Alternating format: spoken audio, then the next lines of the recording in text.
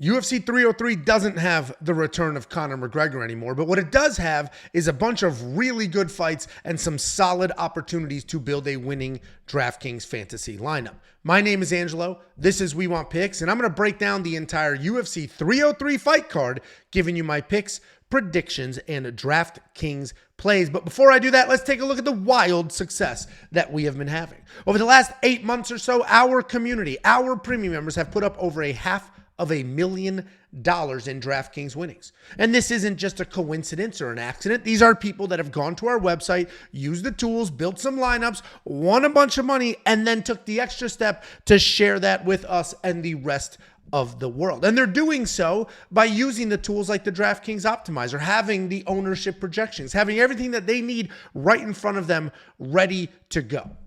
You can be like them. You can unlock all the tools, then the picks and the insight and everything else that you need for not only a DraftKings fantasy build, but also bets and more. Just go to WeWantPicks.com, click Become a Member. It is freaking $10 an entire month.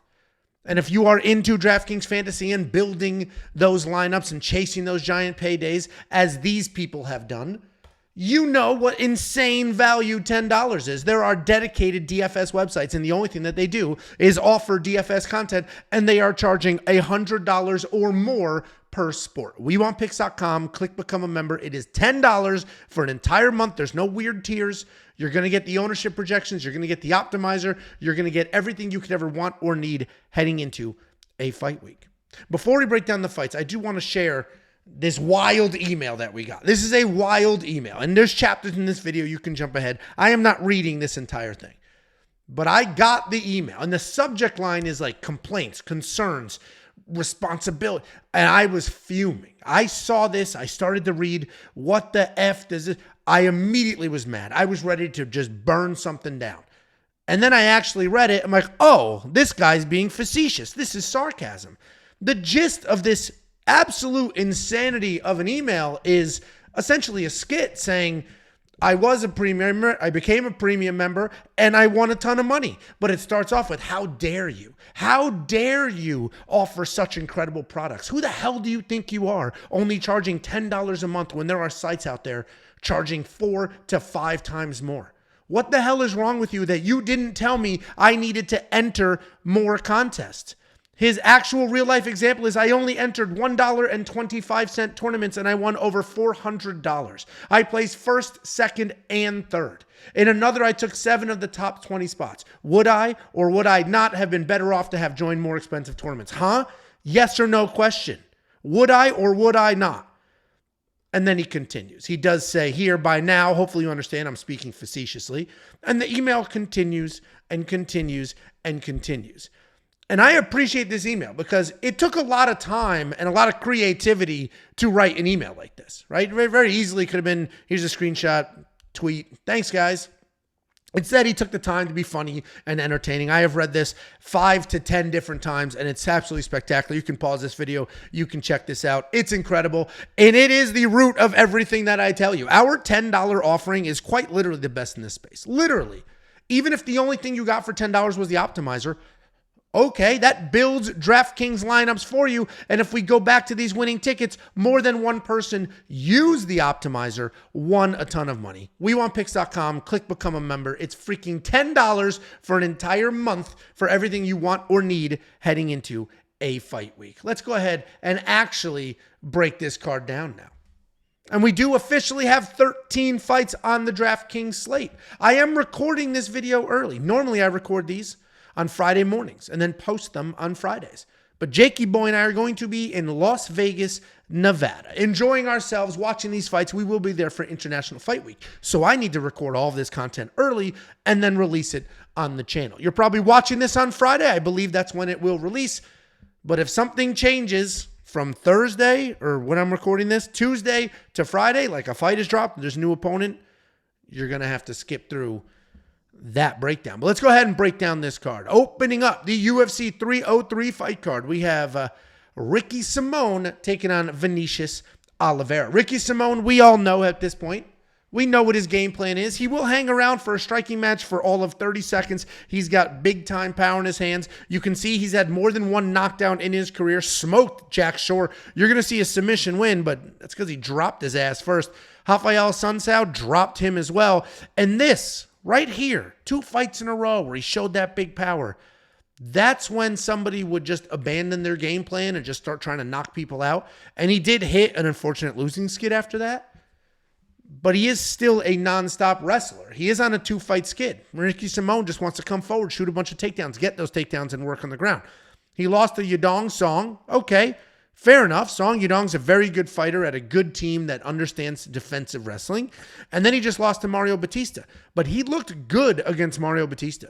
The problem for him was Mario Batista just looked spectacular. He was just a better fighter that day, but Ricky didn't go in that fight looking bad. He looked good. Plenty of cardio, plenty of offensive wrestling, continued to move forward. When our boy Rick, when Pretty Rick wins his fights, he puts up some points, and it's because of the wrestling. 107, 131, 98, 106, 112. He's $8,900 in DraftKings Fantasy. I do worry a little bit here because Vinicius is a tough guy, but I think that $8,900 will be worth it because I do think Ricky wins, and I do think he does so with the wrestling. If we go to Vinicius Oliveira, he's coming off that win over Bernardo Sopai. Bernardo Sopai was lighter and stepped up on short notice and gave Vinicius Oliveira trouble in that fight. I think that's the general gist here. He took down Vinicius Oliveira 3 times, and there's nuances to those takedowns. They weren't just beautiful doubles right up the middle, sort of scramble type situations and things like that. And it's not as if Bernardo Sopai was able to hold down Vinicius for any meaningful amount of time, but he still got those takedowns. Vinicius Oliveira is a fun guy. He's going to charge forward. He's going to throw everything at you looking for a finish. He will do that standing. He will do that on the ground. He doesn't stop. He's very, very dangerous in all areas, but he can be taken down. He can be outworked, and I think that's what Ricky Simon does. So I am going to spend the $8,900 on Ricky Simon, but I fully understand the people in Camp Vinicius. That knockout he got over Sopai was vicious. He literally might have railroaded Sopai's career, and I'm not even joking. That was such a bad knockout. It's very hard to recover from something like that.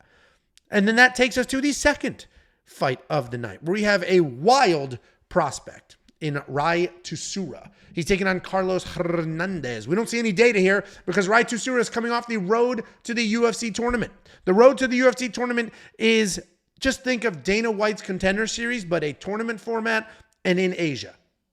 And it is designed, obviously, to tap in the world's most populated market to build UFC fans. That's where Rinya Nakamura came from. Rinya Nakamura has come into the UFC, and he is doing big things. Rai Tsuruya is a Japanese prospect, a very good Japanese prospect at that. He is $9,300 in DraftKings. I fully understand that price point. He's a nasty grappler. He's got good hands, good aggression. His takedowns are big. He's a Matt Hughes style wrestler. He will pick you up, run you across that cage, and slam you down. If you don't know who Matt Hughes is, go watch some of his highlights. All-time great welterweight. Plenty of cardio, plenty of composure for a guy that only has 9 fights in his career. Obviously, UFC's debuts are a little concerning, and young guys can be concerning, but Rai Tsuruya is very, very good, and he is set up for success here. They're giving him Carlos Hernandez, and yes, he has 4 fights in the UFC. That's what you like to see. He's 2-2 in the UFC. Congratulations. He beat Victor Altamirano, and that's a quality win. Victor is solid. Lost to Rodrigo Nascimento. Beat Dennis Bondar. That win just is what it is. And then lost to Tatsuro Taira. He was knocked out cold on his feet by Tatsuro Taira, who's not known for his striking prowess. But overall, Carlos Hernandez is decent, right? He's a decent grappler. He's a decent striker. He's good everywhere, great nowhere. He's not particularly dangerous, but he is a guy that can scramble if it's time to scramble. He can wrestle if it's time to wrestle. He can strike with you if it's time to strike with you. I just don't think any of it matters. I think Rai Tsuruya is that good of a prospect. When Carlos Hernandez loses, he loses. And he gives up big points. I think Rai Tsuruya is going to win and win by finish, potentially worth his price tag. UFC debut is the only real question mark there. Then we have Martin Buday taking on Andrei Arlovski. $9,100 for the heavyweight. That does have quite a few finishes, right? He has 11 stoppage wins in 13 wins. Only 2 of his wins were not finishes. He is a finisher. And that math doesn't work because I'm looking at 3 decision wins right here. So let's go ahead and just rewind. and pretend that I didn't say he has 11 stoppage wins, but he does have 10, maybe, stoppage wins. The point being, Martin Buday is a powerful striker. He does have some heavy hands. He's got solid footwork. He will throw everything with intent. He averages 6 significant strikes landed per minute, but he can be hittable himself. He is coming off this loss to Shamil Gaziev, where, frankly, he was weathering the storm, and if he lasted just a little bit longer, he might have been able to get it done because Shamil Gaziev was certainly slowing down, but Martin's eye was just absolutely effed, and he just couldn't handle that Gaziev pressure. I was high on Gaziev in that fight. I have been high on Martin Buday in the past. He's a guy that I have ridden through the safety parlay when he beat Parisian, beat Collier, I believe, was in the safety parlay, and he's a guy that I feel like you can trust.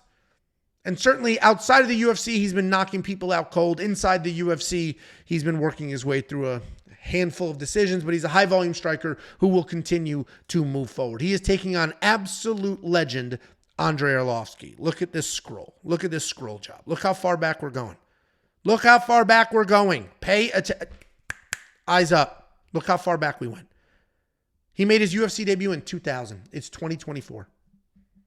He made his UFC debut 24 years ago.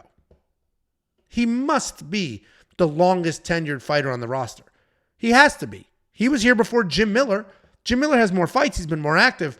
But Andrei Arlovski is the former heavyweight champion of the world. The former heavyweight champion of the world. I saw this fight live. Paul Buentello, October 7th, 2005 at Mohegan Sun Arena in Connecticut.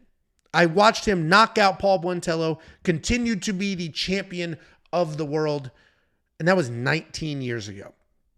And when you're 45 years old and you've been in the UFC for 24 years, you acquire some skills. And when he started early on, look, knockout. When he started early on, he was a big-time killer. Andrei the Pitbull Arlovski, the fangs in the mouthpiece, absolutely shredded, hairy as shit, would walk forward and put your lights out. He was a terrifying man that was knocking people out left and right. We are now 19 years removed from the last time he was UFC heavyweight champion. 19 freaking years removed from that. The power seems to be gone. The chin seems to be gone. And while he is very skilled and he's got veteran savvy, and I absolutely love this man and I will be rooting for him, he is not winning this fight. He's just going to be backed up by Martin Buday. The chin may or may not hold up. And he's not winning this fight. He's on an unfortunate 3-fight skid. That skid will continue. This might be a retirement fight. I'm not sure. Frankly, I hope it's not. I like how Robbie Lawler went out. I like when fighters say, this is my last fight. Like how Korean Zombie went out. This is my last fight. I will be retiring. So that you know ahead of time. And you can celebrate it and prepare for it. And the UFC can have clips and things and ready to go. Like, you should absolutely plan your exit. So hopefully he's not retiring, win or lose, unless he's like devastatingly knocked out. And hopefully Andrei Arlovski tells us when he's going to retire. And sorry for the Andrei Arlovski love fest here. He's not winning this fight. He should not be in your lineup. Neither should Martin Buday. Martin Buday wins. I'm very confident he wins this fight, but he's not going to score that well. He potentially could put out Andrei Arlovski, but I don't trust that enough to spend $9,100 in DraftKings Fantasy when I can get Ricky Simone for less money than that. And I know Ricky Simone's at least going to put up a bunch of points attempting to wrestle.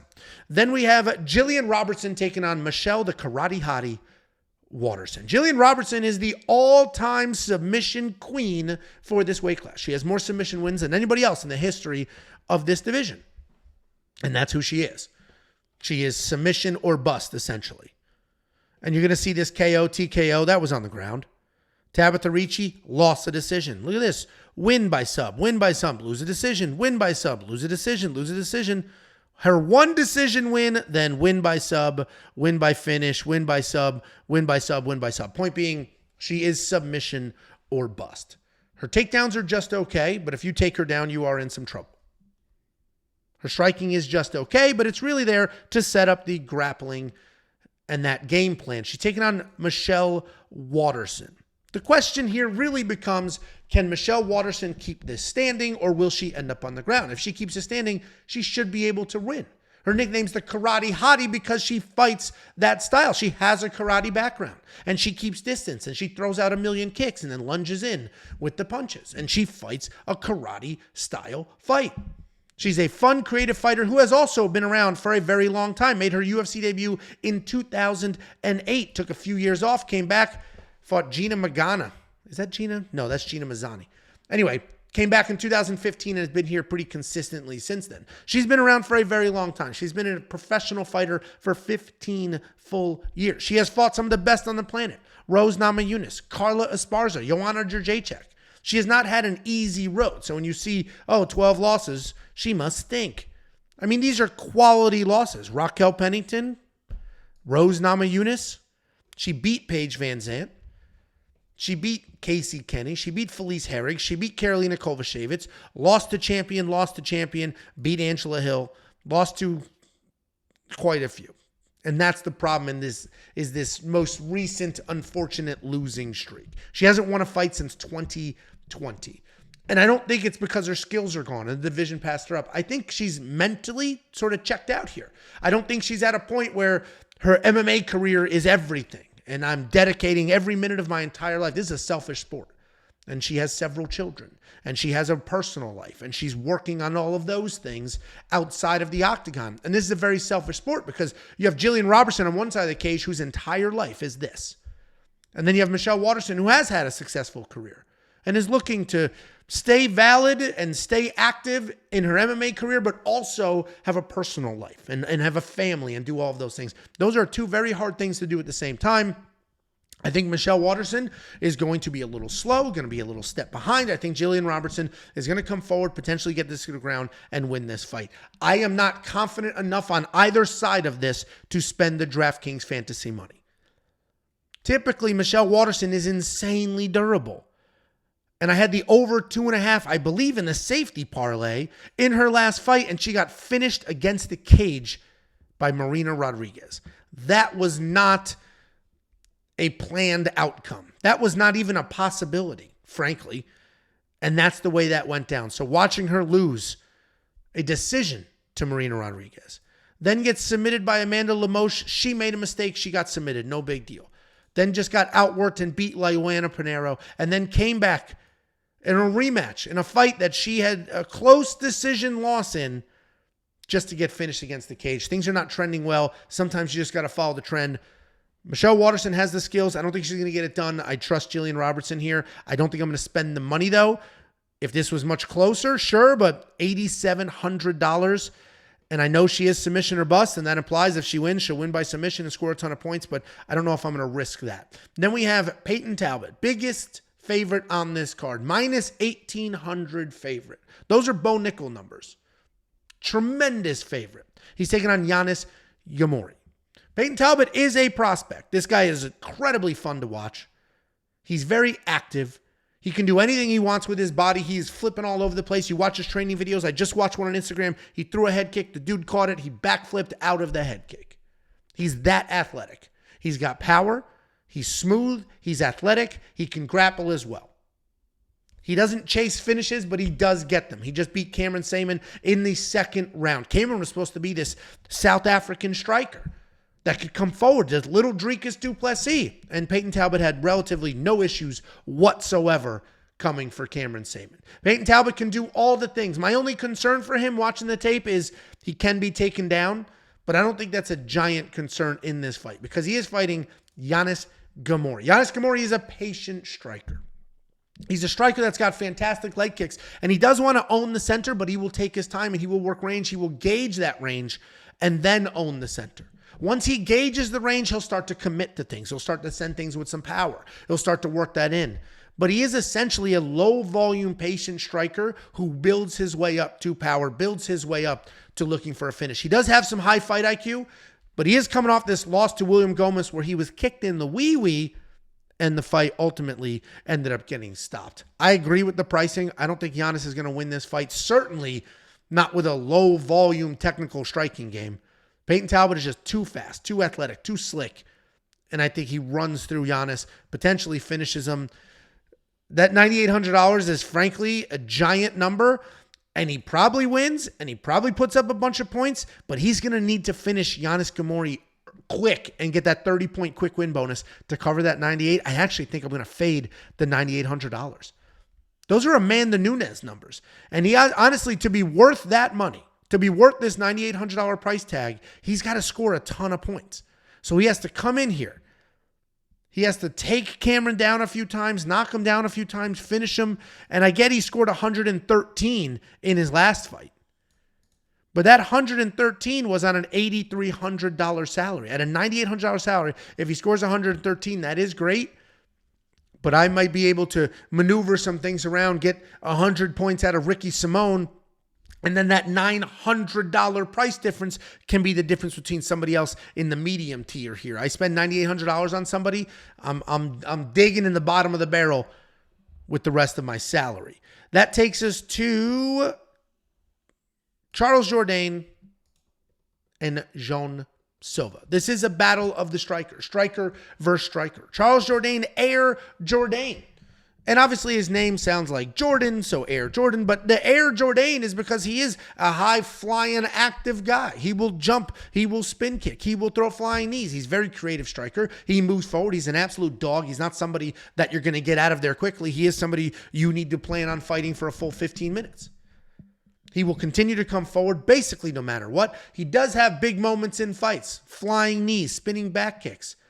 In scrambles, he will hop on submissions. You're going to see some submission wins. That's not because he's shooting takedowns and looking to get it to the ground. He sees an opportunity, he snags it. He is coming off of this loss, though, to Sean Woodson. Sean Woodson, tremendous. Dude is absolutely enormous for that weight class and a very good boxer, and he kept that boxing range, defended the takedowns. It was a close loss. A lot of people think Charles could have won that fight, should have won that fight, especially at home, but he did go 0 for 4 in takedowns and did have some trouble with the range. He's taking on Jean Silva. Jean Silva is a nasty striker. Jean Silva is a powerful striker who is also fun, loose, and creative in the striking. He's a powerful striker who's very interesting to watch because he'll hang out here in a tight guard and march you down, and then he'll get his hands at his hips and loosen up and start to spin and start to throw things. He has insane power. He just knocked out Weston Wilson. Weston Wilson is enormous for this weight class, and we just saw that Weston Wilson can bully people, take him to the ground, and win fights. And that's not what happened here. He got taken down, and then he scrambled. He got his own takedown. Put up 115 points in what was kind of a back-and-forth fight. Jean Silva has power. Jean Silva will end up in a mostly striking match against somebody he's with better striker. I think Jean Silva wins this fight, and I think $7,900 makes a lot of sense. Then we have Cub Swanson and Andrei Fili. This is one of the most interesting lines on the card. Cub Swanson opened as the favorite, a -140 favorite. He is now a plus 200-something underdog. Cub Swanson is a pretty big underdog in this fight. And I get it. He is 40 years old. But he is 40 years old with a ton of success. He is 40 years old, having fought some of the best people on planet Earth many times over. He's 40 years old with good jiu-jitsu, good wrestling, solid technical striking, and still has a chin. Is it the greatest chin in the world? No, of course not. He can get finished. He's 40. But he's got a solid chin. And he can hang out. And he can be there in somewhat of a firefight. Cub Swanson is an all-time legend that started his career in 2007. I don't know if this is the WEC. Yeah, I'm not sure if these fights were in the WEC, but I remember watching him in the WEC before the UFC bought them and then folded it all in together. He has been around for absolute ever. He has fought the who's who of several divisions. Cub Swanson is that guy, and he is starting to age out, but he is still tough. He is still technical. He's still a good striker, still a good wrestler. He's taking on Andrei Fili. Talent-wise, Andrei Fili is one of the most talented people in this division. But that talent is a little bit wasted. He didn't live up to the hype. His second fight ever was Max Holloway. His second fight was Max Holloway. I frankly think he was a little rushed too early. I think he got into some fights he shouldn't have been in early. His chin got evaporated early because Andrei Fili has very good wrestling, very good striking. He's very technical. He can make stuff happen, and he's tough. He's a dog. He's not going to quit in a fight. His chin might quit, but he won't quit. And he will hang out there, and he will go toe-to-toe. He will work in the takedowns. He will stay technical, and then he will get sucked into a firefight. Andrei Fili is a very good wrestler, and if I knew for a fact he was going to wrestle, I would be confident in him. But I don't know he's going to wrestle. I'm not sure that he's going to wrestle. And you don't know what you're going to get because he smoked Almeida, knocked that dude out, put up some points, looked good. Like, all right, he's back. That fight with Nathaniel Wood was a great back-and-forth fight. That was a firefight. So he went from beating Bill Algeo, okay, to a close back and forth war with Nathaniel Wood. All right, not terrible. Knocked out Almeida. Great, looking good. Maybe he is about to live up to his potential at 30-something years old. And then Dan Ige just, boom, knocked him out bad. You cannot trust this man. You can't trust him. The DraftKings fantasy line at $8,600 makes a lot more sense than the minus 260 if you're betting on him, but you can't trust this man. I'm not spending the $8,600. Frankly, Cub Swanson's probably a decent dog here.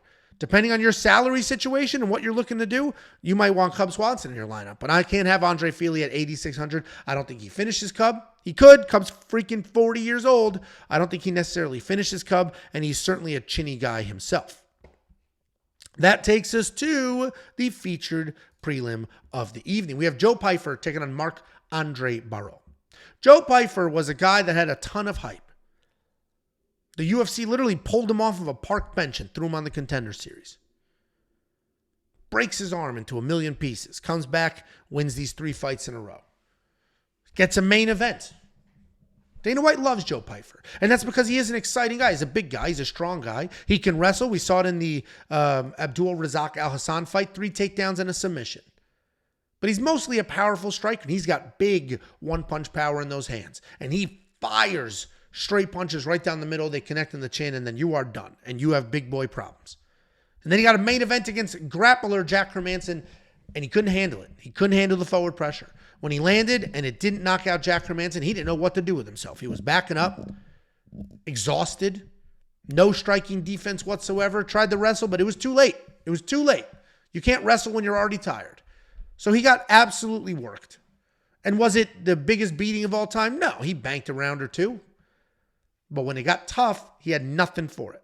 He was tired, didn't expect to be in a fight in the 3rd round, in the 4th round, and he didn't have anything to send back to Jack's way. The question becomes, is Joe Pyfer a fraud, or is Joe Pyfer just needs to evolve? He is still very early in his career. His 4th fight in the UFC, he was main eventing against the guy that has fought multiple champions. I think that's what it was. It's funny to call him the fraud from Philly. It rhymes. It's unfortunate for him that it rhymes. It's nice to say. He did just let down a lot of people. But I think this is more a case of Joe it was too much too soon. He expected to knock that guy out cold. Didn't knock him out cold. Got a little tired and got into some trouble. But we know he can wrestle. We know he can grapple. We know he has power. And now he just needs to work on the cardio and putting those things together. He needs backup plans if he doesn't just put people out instantly. And in this fight, it's not going to be the easiest fight in the world. He is fighting Marc-Andre Barriault. Marc-Andre Barriault is a forward pressure, high volume striker. He is a well-rounded guy. You'll see he's got some takedowns if we go all the way back. And he attempts takedowns and doesn't get them. And the attempting of the takedowns sometimes is enough. Because he's going to stand there, he's going to strike, fake a takedown, then he can come back to the striking. He's not an insanely powerful guy, but he is a very, very tough guy. If we go back to this fight against Julian Marquez, he weathered an early storm, took a little bit of a beating, stayed in Marquez's face, and just put that dude down. Marc-Andre Barriault is a tough guy that will move forward, that lands at 6 significant strikes per minute. He's also hit with 5 significant strikes per minute, which is not good, and that's not going to be a great situation here. If we work our way down, we have to go back to 2022 where Chidi Njokuani got it done, and then we have to go back a little farther to pre-UFC for the last time he was knocked out. I don't think Marc-Andre Barriault is a chinny guy. He took some of Chris Curtis's big boy shots. A lot of people think he won this fight just with forward pressure, landed 122 significant strikes. I think this could be a very close fight, and I think we're going to learn a lot about Joe Pyfer and has he evolved. Is he just going to be standing there, all right, I got a striker, is he just going to try to land that big one punch against Marc-Andre, or has he evolved? And he might work in a takedown. And he has worked on his striking defense and head movement. I don't know. I think Marc-Andre Barriault is a phenomenal underdog at $7,200. And let's look at this Chris Curtis fight. He lost this fight. And he put up 49 points in a loss. Then you do get some dud fights out of him, like the Eric Anders one, where he somehow knocked him down, landed 103 strikes, and still only put 81 points on the board. I think he's a decent dog, but I don't know if I'm going to spend that money in my DraftKings lineup. Joe Pyfer at $9,000. I personally am not ready to spend that. I think we just need to see him bounce back and win and make sure that he did make that evolution and did make those changes. But I totally get people like Jacob who are very high on him and high on him to win by finish. I totally understand that. You're building your lineup. If you want to throw him in there, you can. I do think Joe Pyfer wins. Then we have the most interesting fight of the night. This is more interesting to me than the main event. Undefeated Irish prospect Ian Machado Garry. And you guys want to call him a cuck and he changed his last name. That's on you. That's between him and the Lord and everybody on MMA Twitter that wants to call him a cuck. That's between you guys, not me. I don't care what this guy does. What I do care, though, is does he bring the fight to Michael Venom Page or does he hang out on the outside? Because Ian Garry is a very technical striker. He is a guy that will maintain range. He's got some power, and it's not big one-punch knockout power. What it is, though, is laser pinpoint accuracy with timing and speed. So even though he's knocking people out, if he's hitting the punching machine, he's not setting records. What he is doing is knocking out Daniel Rodriguez with a perfectly timed kick, finishing Song Kanan with forward pressure. What he is doing is landing perfect shots at the right time with speed. But I don't necessarily worry about his insane power because I don't think he has insane power. He is, though, at a new camp. I think this is his second fight. Maybe it's his third or second fight with Shooter Box. And we haven't seen that many changes. They haven't changed him just yet. But they might in this fight because he is fighting the best striker he has ever fought. He's fighting Michael Venom Page. There's only one fight here because he only has one fight in the UFC. He came over from Bellator. He was a great in Bellator. And Michael Venom Page is a sport karate guy. So he's got that long style. He stands like this. It's insane how much distance he covers. He can literally be way outside of the pocket, cover 6 to 10 feet of space in a half of a second and blast you in the mouth and then get out of that pocket. It is insane the way he moves and what he does. Nobody does it like him. And people talk about like, oh, but Wonder Boy's great at karate. Wonder Boy is great at karate. And Wonder Boy has his own unique style. But Wonder Boy doesn't cover distance the way Michael Venom Page does. The distance that he covers is crazy. Fighters think that they're safe. Because I'm so far away, there's no way this guy can hit me. And a half a second later, he's in there. He beat Kevin Holland basically bell to bell. Spinning back elbow to the face. The things he was doing were absolutely spectacular. I actually think Michael Venom Page wins this fight. I think Ian Garry is going to think he's safe on the outside and take some shots. Ian Garry, we've seen him be a little chinny. Song Kanan had him almost 99.99% knocked out. In his UFC debut, he got wobble. That was pretty smooth, honestly. We've seen him a little chinny. We've seen him get hit. We've also seen him get better and better every single fight. That's what makes this the most interesting fight on the card. If you are confident on either side, spend the money. This 8,200, 8,000 pricing tier ends up in optimal more than any other pricing tier because it's an affordable price point. So if you think Ian Garry is that guy and he's the much younger fighter here and he gets it done and he finishes Michael Venom Page, who has been finished before, if you think that's what happens, spend the $8,200. I think Michael Venom Page wins. I'm not going to have him in my lineup per se because I do worry about what could happen here. And this is a very close, interesting fight, but I am picking him to win. If you're confident and you're positive, put one of them in your lineup. It's a great price point for either one of these guys. And I do think there's a couple of debates. Is this fight over 2.5? Jacob's very sure this is an over 2.5 fight. Very sure. And you know what? If Ian Garry wins, I do think it's an over 2.5. But I think if Michael Venom Page wins, he can finish Ian Garry. Ian Garry has been in a little bit of trouble with the Song Kanan fight. But the difference between Michael Venom Page and Song Kanan let Ian back into that fight because he shot a takedown after. It was dumb. Venom Page would never do that. He's going to get you wobbled. He's not going to shoot a takedown. He's going to step back out, bang, come back in, take your head off. I think Venom Page wins. I don't know if I'm spending that money because I don't know how sure I am, but that is the most exciting fight in the card to me. We got Mayra Bueno Silva taking on Macy Chiasson. Is this an exciting fight? No, this fight's going to suck. It's going to suck. This is going to be a terrible fight. Just prepare yourself. It's going to be a waste of time. This is when I will be refilling my drinks in the arena. I will be there live. not caring about this fight. And it's harsh to say, and it has nothing to do with women's MMA. This is not, some women's MMA fights are incredible. Some men's fights are boring and terrible. This has nothing to do with the gender and everything to do with the fight style. Because Mayra Bueno Silva is a good striker. She does have some power. She's got some slick jiu-jitsu, some slick grappling as well. But she can be held against the cage. She can just be held completely against the cage for an entire fight. That is how she lost to Raquel Pennington. This was a title fight. She had her opportunity and was held against the cage the entire time. And then would reverse the position and do some of her own cage holding. Got a takedown or two and didn't do much with it. She can be powerful. She can be dangerous. But she is not somebody who's going to come out aggressively and bring the fight to you. She lets you come to her.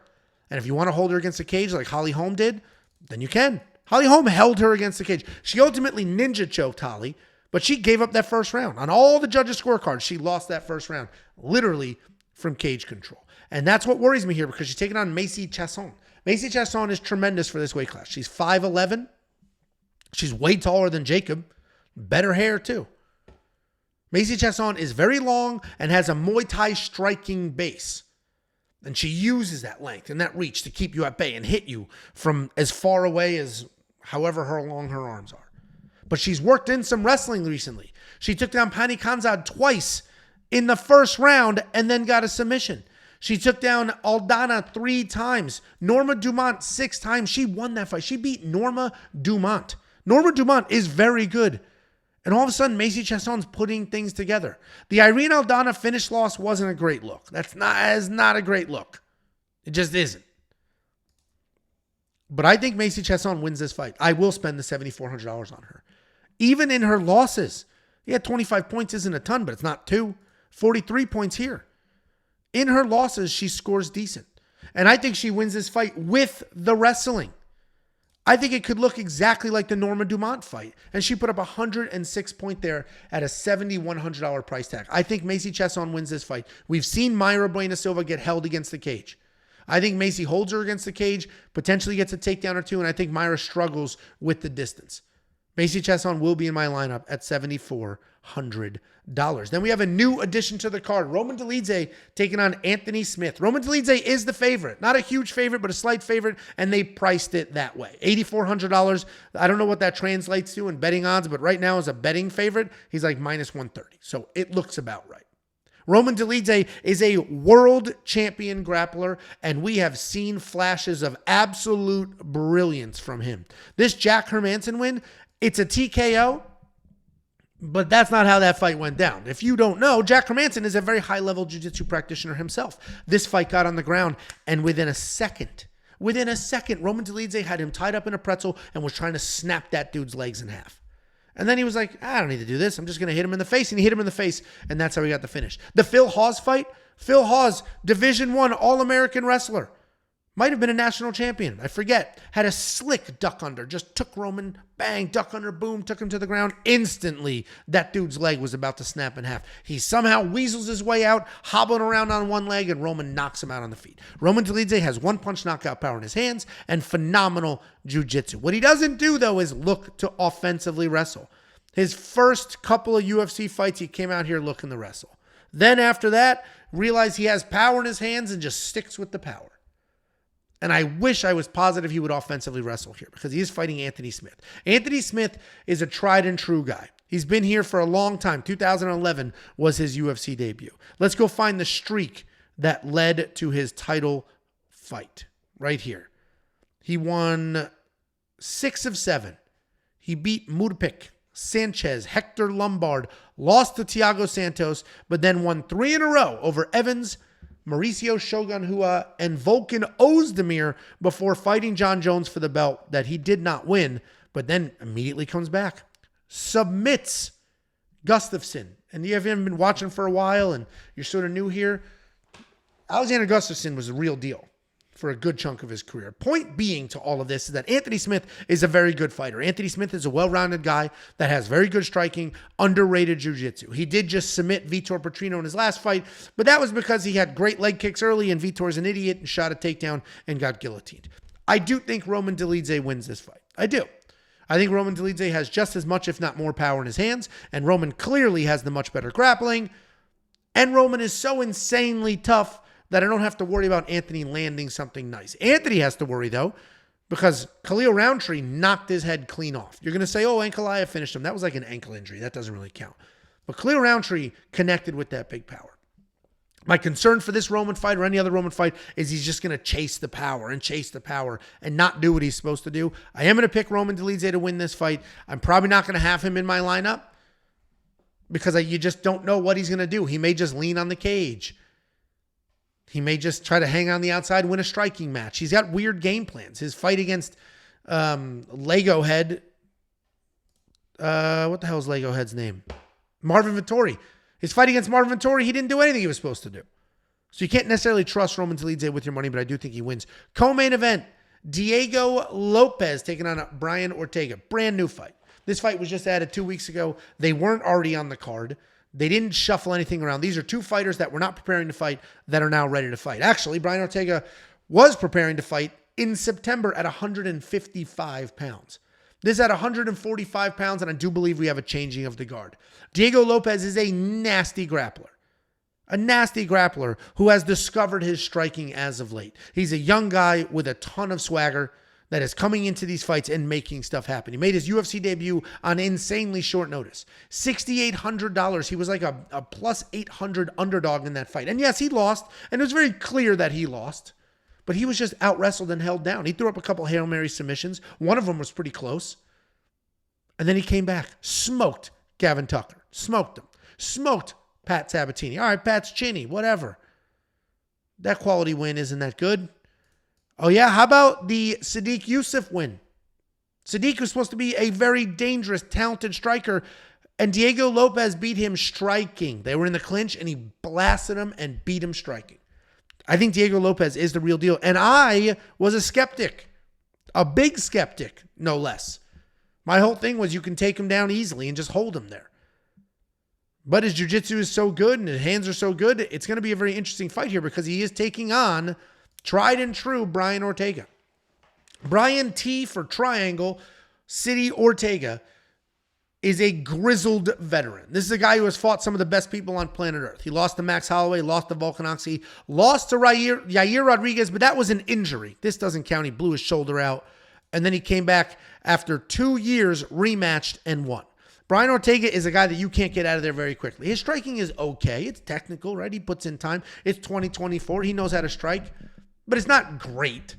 His jiu-jitsu is supposed to be great. And I'm saying supposed to be because I don't know. Does he have actual accolades in the grappling? Has he competed at Abu Dhabi's and things like that? It certainly looks great in fights. He's got great control, slick submissions, and really makes stuff happen. Brian Ortega is a fan favorite for a reason. And if you go watch that last fight with Yair Rodriguez, you will know why. He got the shit beat out of him. But he was there, continued to move forward, didn't get tired, didn't give up, continued to move forward, taking his beating, and then ultimately finished Yair Rodriguez in that third round. I am a Brian Ortega believer, but I do think there's a changing of the guard here. I think Diego Lopes gets it done. I think he gets it done spectacularly. I think this is not going to be a very good look for Brian Ortega. I think he gets finished here. So I'm going to have Diego Lopes in my DraftKings lineup, but Brian Ortega's not an easy guy to get out of there. Who got him out of there? Max Holloway in the fourth round, which this fight won't see. Volkanovski couldn't, and he almost beat Volk. And then Yair Rodriguez, you can just scratch that one from the record because that was an injury. I do think Diego Lopes gets it done, though. And then we have the main event of the evening. This is a pick your side. 100% pick your side. It is a rematch. This fight happened last November, and Alex Pereira put up 98 points when he finished Yuri Prochazka in the second round. And people are going to talk about, well, but Yuri was having some success. Yuri looked good early, and he had a little bit of success, sure. But Alex chopped that dude's legs big time, dropped him bad, and then you're going to say, well, the ref stopped it early. He wasn't fully out. Yuri himself said I was out. So I guess there was a little bit of controversy. I personally don't think there was enough controversy, and I don't think there's been enough fights for this to be a rematch. But it is a rematch to save the card. This isn't something that they built. This was something they had to put together because Conor McGregor literally broke his pinky toe. And that's not, and instead of just taping it to the next one and moving on, he pulled out. And this whole card was reshuffled. But Alex Pereira, as we all know, phenomenal, insane striker that has potentially the hardest punch in this sport. period. And he's taken on Yuri Prochazka. Yuri Prochazka, the aura of him, the legend of Yuri with the mid-head, what do you call it? It's not a ponytail. What is it called? A unicorn? What the hell? I don't know what it's called. It's on the back. It's the opposite of a yarmulke. A yarmulke, you put it on there, you hold the hair down. This is just hair shooting straight up from the back where that would be. But Yuri Prochazka, an animal. If his chin gives out, his chin gives out. But it doesn't give out very often. He was dropped in a lot of these fights. Dominic Reyes had him smoked. I think Glover dropped him as well. Volkan had him in some trouble. But it doesn't matter. It doesn't matter. Alexander Rakic had him in big-time trouble. Yuri Prochazka got the shit kicked out of him in that first round. And then he made it happen. But this is a guy that you can't just assume you're going to get out of there. He's a guy that's going to move forward no matter what he is hit with. He's a guy that's going to continue to fight and stay in your face, and he will work in takedowns. He will work you against the cage. He will throw back when you throw at him. Alex Pereira is the far better, more technical striker, but we have seen Alex Pereira slept as well. We have seen him unconscious on that UFC canvas in the past. Moving up in weight, hopefully helped his chin. I hope Alex Pereira wins this fight. I am going to shoot my shot and throw him in my lineup because he already won this fight. He won by finish. Let's hope it happens again. But man, this is an interesting fight. And if you're on the Jiri side, then yeah, man, $7,700 is a phenomenal price tag. I think Alex Pereira gets it done. And if this is a perfect world and I'm mapping out the future of MMA, Alex Pereira wins, moves up to heavyweight, gets one win there, gets a title shot, wins that fight, and retires as the greatest fighter that has ever walked the face of the earth. And that sounds wild. Who thought that Alex Pereira was going to be a 2-division champion in 3 years? He could be a 3-division champion in 5 years. I'm here for it. The main event should be a good one. The Brian Ortega fight is a very interesting one. The opening fight on the main card is the most interesting one on this card. I'm looking forward to it, guys. If you're not a premium member, become one. Join these people. They put up over $500,000 in winnings. These are screenshots of their tweets and their tickets. And this is just what I put on one slide. Obviously, there's hundreds of them. If you go to our free Discord and check the winning tickets tab, you can scroll through and see everything. WeWantPicks.com. Click Become a Member. You'll get the DraftKings ownership projections. You'll get the optimizer that will build lineups for you. You'll get all the picks, the bets, and everything else as well. WeWantPicks.com. Click Become a Member. It is only $10 for an entire month.